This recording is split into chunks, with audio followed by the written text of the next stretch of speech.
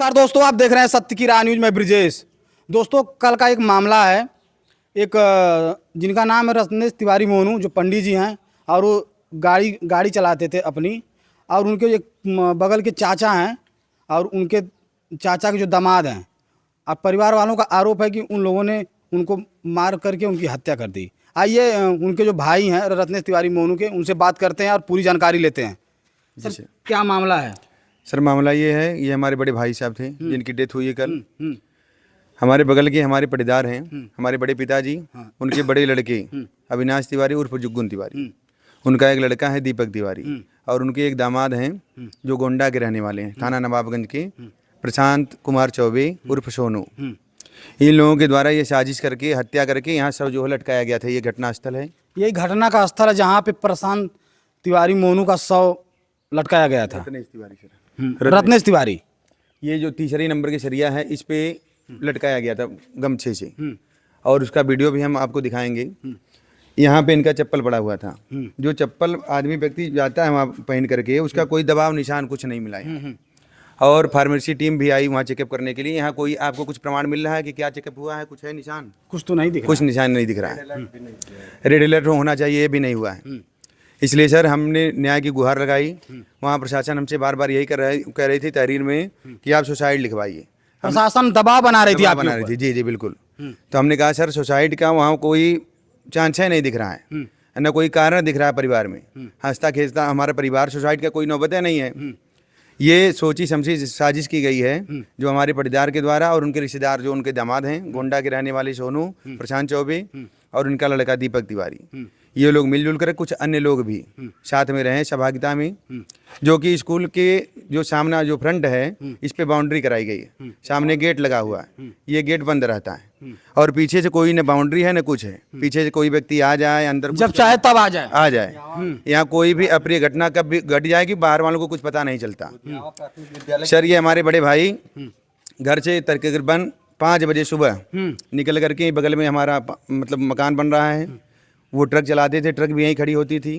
तो सुबह निकल करके यहाँ शौच आदि करने के लिए आते थे। आकर के 1 घंटे बाद घर वापस पहुँचते थे।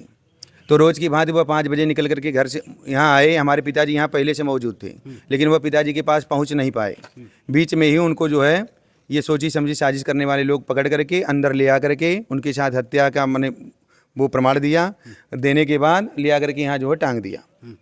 टांगने के बाद हमें जो है घटना की सूचना स्कूल के अध्यापक के माध्यम से मालूम हुई, तकरीबन 9 सवा 9 बजे। तब हमारे परिवार के लोग यहाँ उपस्थित हुए, गांव के लोग सब आए।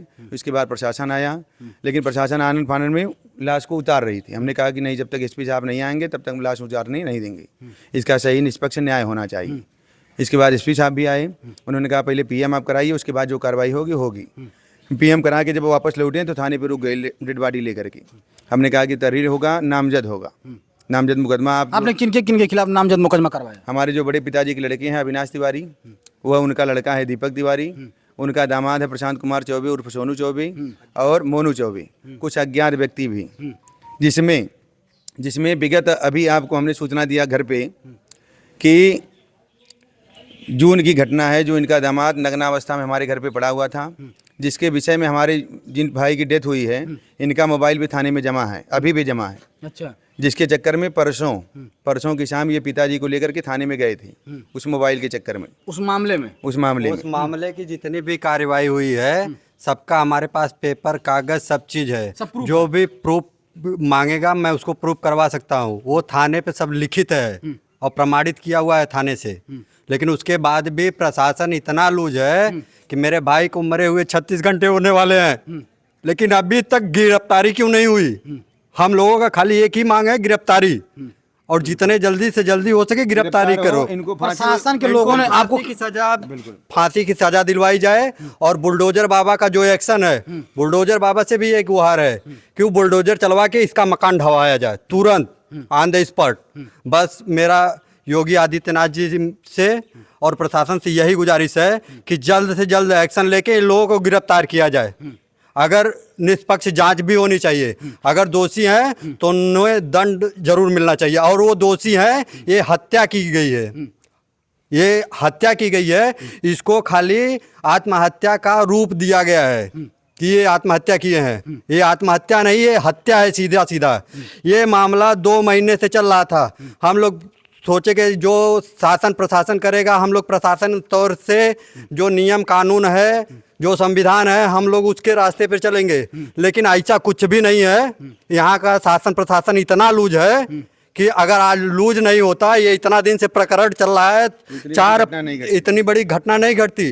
4-5 बार एप्लीकेशन, दरखास्त, रिक्वायरमेंट जो भी था सब चीज दिया गया है। उसके बाद आज हमारे भाई की हत्या भी हो गई। अब इससे बड़ा क्या होगा? उनके 3 छोटे छोटे बच्चे हैं, उनका परवरिश कौन करेगा? सही बात है। आज तो मेरा परिवार उजड़ गया प्रशासन के लापरवाही की वजह से। प्रशासन की लापरवाही की वजह से आज मेरा परिवार उजड़ गया। मेरा हंसता खेलता परिवार बिखर गया। मेरा भाई मर गया, उसका जिम्मेदारी कौन लेगा? मैं सरकार से बस यही गुहार चाहता हूं कि जल्द से जल्द 36 घंटा होने वाला है।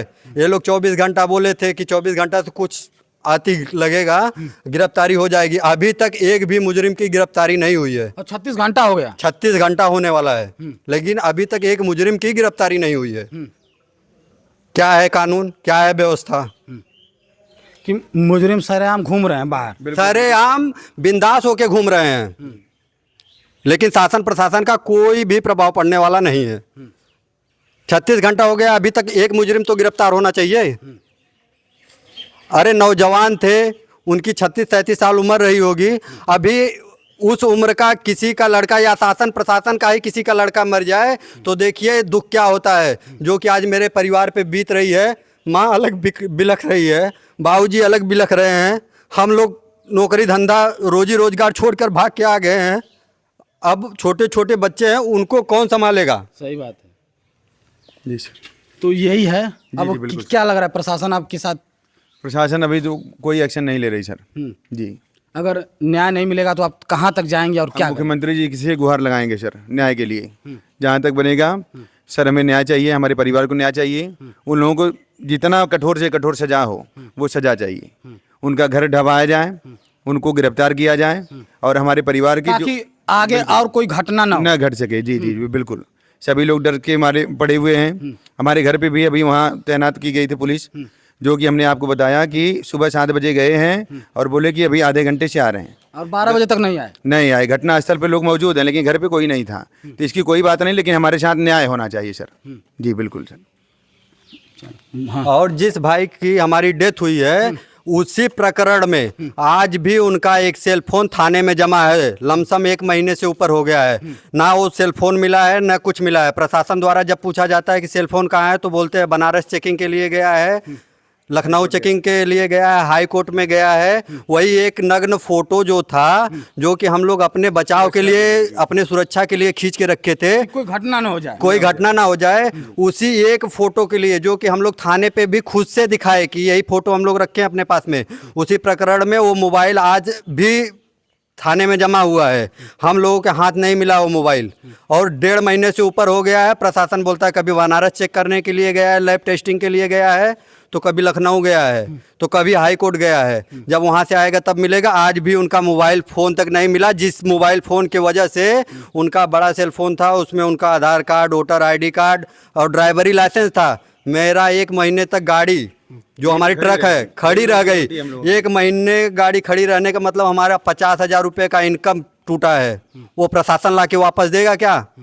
और जो घटना ये घटी है इतना बड़ा, इस टाइम तो हमको सख्त ज़रूरत है, लेकिन प्रशासन वहाँ तो मदद नहीं की। वहाँ हमारा रोजी रोटी छीन ली, और यहाँ जो मदद करने लायक है, जो कि कल हमारा अगर छोटा छोटा जो बच्चा है, जो प्रशासन का नियम कानून है उस पर भी एग्री नहीं हो रही है, तो मतलब हम लोग इस देश के नागरिक नहीं है, हम लोगों को कोई सुनने वाला नहीं है, हम लोगों को कोई जानने वाला नहीं है।